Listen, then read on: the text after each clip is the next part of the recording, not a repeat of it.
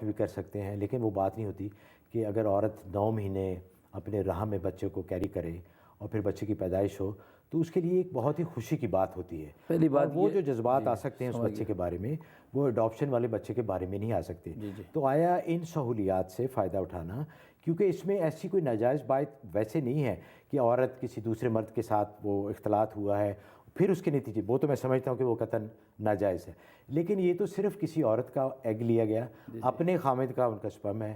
اس کے اپنے راہ میں وہ ڈالا گیا، تو اس میں قباحت کیا ہے؟ پہلی بات یہ ہے کہ قرآن کریم میں اللہ تبارک و تعالیٰ نے ارشاد فرما دیا ہے کہ یہب لمن یشاء اناثا، اللہ جس کو چاہتے بیٹیاں عطا فرماتا ہے، وہ یہب لمن یشاء ذکورا، جس کو چاہتا ہے بیٹے عطا فرماتا ہے،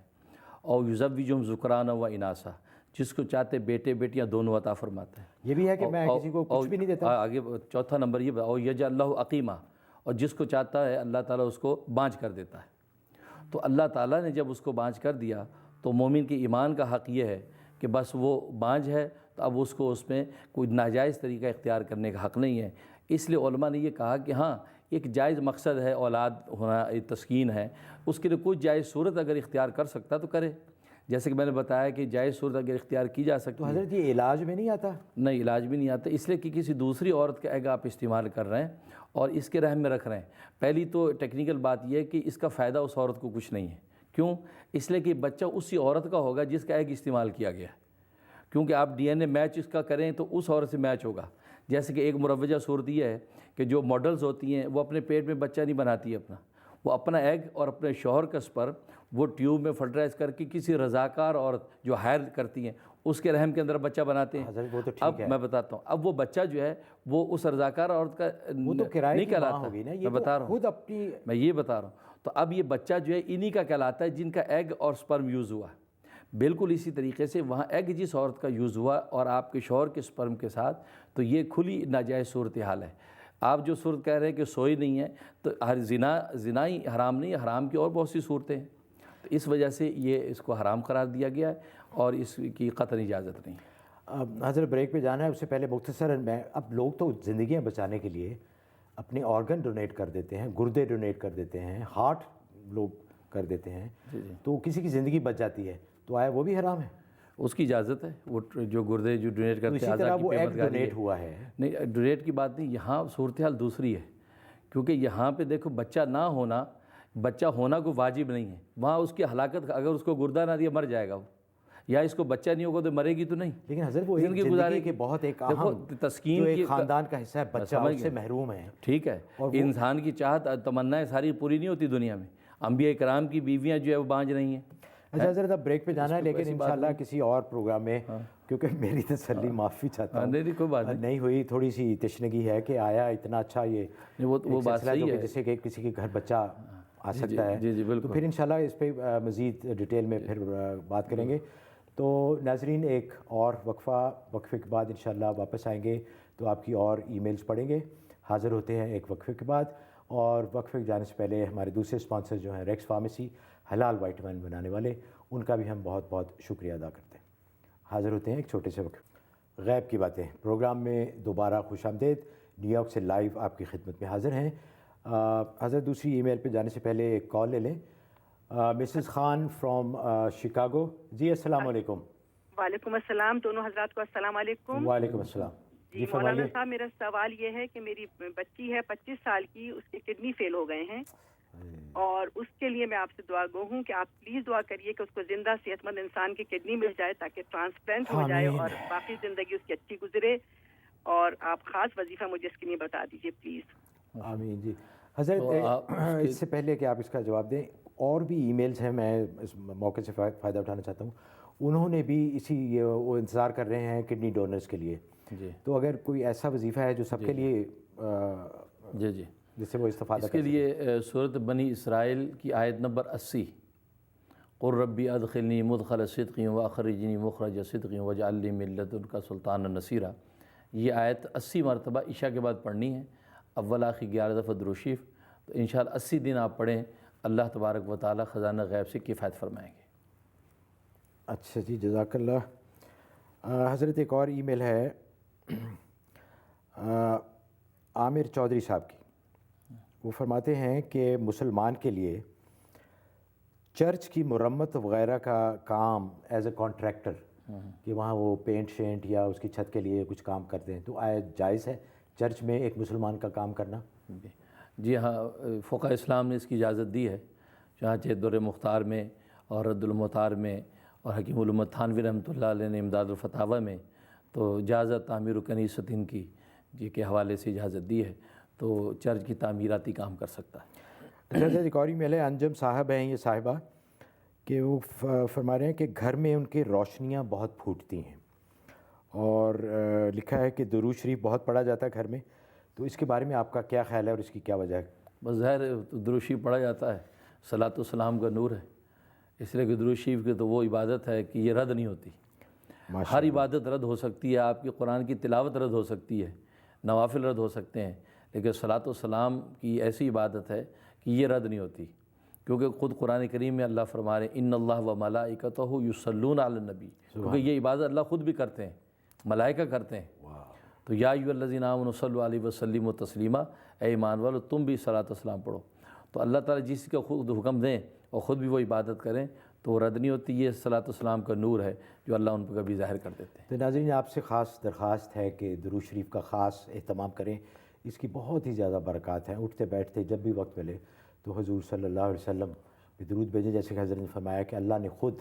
حضور صلی اللہ علیہ وسلم، تو اس سے زیادہ اور کیا بات ہو سکتی ہے۔ حضرت ایک اور ای میل ہے، انہوں نے کہا کہ ان کا نام نہ لیں، ان کے خامد اور بچے بہت بیمار رہتے ہیں، اور ان کے 2 بچے ہیں جن کی ایک کی 28 سال عمر ہے، ایک کی 30 سال عمر ہے، شادی نہیں ہوتی، رشتے آتے ہیں لیکن کوئی نہ کوئی رکاوٹ حائل ہو جاتی ہے، نمازی ہیں، تلاوت کرتی ہیں، اور یہ کہہ رہی ہیں کہ اس کا کچھ حل بتائیں کہ وہ بغیر کسی وجہ کے اپیرنٹلی کسی ظاہری وجہ کے وہ رشتے جو ہے نا ان کے وہ کینسل ہو جاتے ہیں۔ جی انہیں چاہیے کہ یا لطیفو، اللہ کا یہ نام ہے یا لطیفو، عشاء کے بعد 1111 دفعہ پڑھیں اور اول آخر 11 دفعہ درود شریف،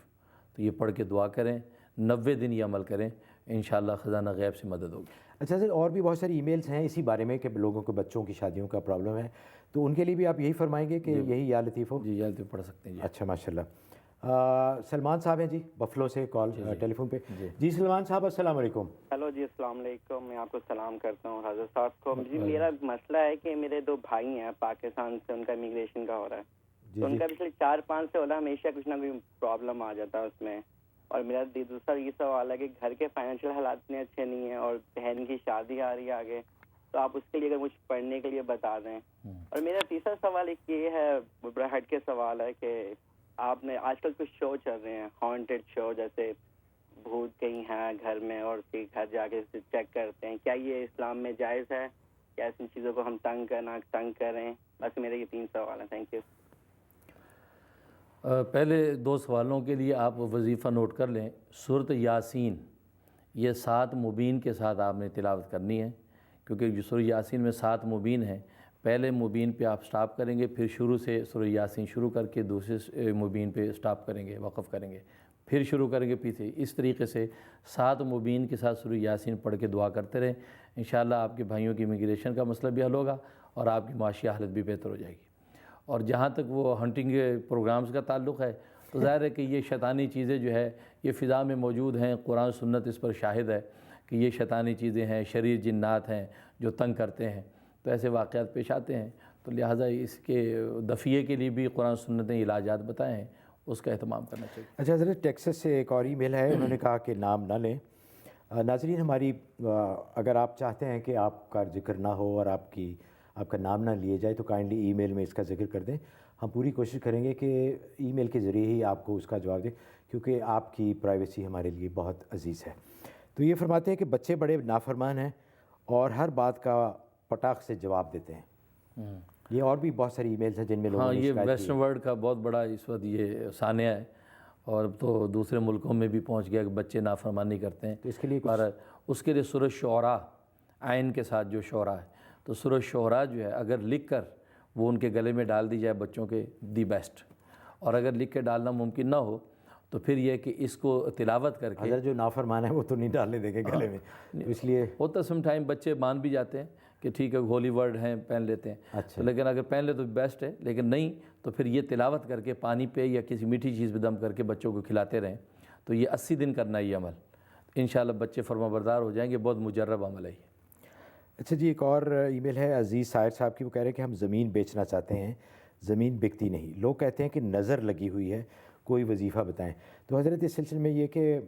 نظر کے لیے ایک جرنل بھی بتا دیں، کیونکہ اور بھی بہت ساری ای میلز ہیں جو نظر کے بارے میں لوگوں نے دریافت نظر اگر لگ جائے کسی چیز پہ، کیونکہ نظر کا تو یہ ہے کہ وہ جاندار بے جان کسی چیز پہ لگ سکتی ہے، آپ کی گاڑی پہ بھی لگ سکتی ہے، ٹیلی فون پہ لگ سکتی ہے، پنکھے پہ لگ سکتی ہے، انسان پہ لگ سکتی ہے، تو اس کے لیے ہے کہ ایک مرتبہ سورہ فاتحہ اور ایک مرتبہ آیت الکرسی اور 7 مرتبہ سورۃ ہمزہ، ویل لکل ہمزہ، تو یہ دم کر کے اس کے دم کر دیا جائے پڑھ کے، تو انشاءاللہ وہ نظر کا اثر دور ہو جاتا ہے۔ اس کے علاوہ ان کی زمین نہیں بک رہی ہے تو اس کے لیے انہیں کہیں کہ الا باذنہ، یہ آیت الکرسی میں جو لفظ الا باذنہ، تو الا باذنہ 101 دفعہ عصر کے بعد پڑھیں، آپ انہیں بتا دیں نا ان کو۔ ہاں تو 101 دفعہ جو ہے عصر کے بعد پڑھیں، اور پڑھ کے جو ہے اول آخر درود شریف 11 دفعہ، تو اس کے بعد جو ہے یہ دعا کرتے رہے، انشاءاللہ جو ہے وہ ان کی زمین انشاءاللہ بکنے کا انتظام ہو جائے گا۔ اچھا حضرت، ایک اور بریک کا وقت ہوا ہے، تو ناظرین حاضر ہوتے ہیں، مزید ای میلز دیکھیں گے اور آپ کی کالز بھی لیں گے، آپ کالز کرتے رہیے، نمبر آپ کو نظر آ رہا ہوگا۔ حاضر ہوتے ہیں ایک چھوٹے سے وقت، غیب کی باتیں live from New York programme میں دوبارہ خوش آمدید۔ حضرت بریک پہ جانے سے پہلے ہم نے ای میلز کا سلسلہ شروع کیا تھا، اس سے پہلے ایک کال لے لیں۔ امین چودھری صاحب ہیں لانگ آئلینڈ سے۔ جی امین صاحب، السلام علیکم۔ وعلیکم السلام۔ محمود صاحب، میں نے دوسرے پروگرام میں عرض کیا تھا کہ پروگرام کا ٹائم بڑھا لیں، کیونکہ پچھلے پروگرام میں 45 منٹ کوشش کرنے کے باوجود کال نہیں مل سکی، اتنا رش تھا۔ تو ابھی سوال میں مختصر ہی کروں گا کیونکہ ٹائم تھوڑا ہے نا۔ جی پلیز۔ تو 2 سوال ہیں حضرت صاحب سے، کہ ایک تو یہ کہ جب بندے سنا ہے کہ بندے کی زندگی میں اس کی عمر اور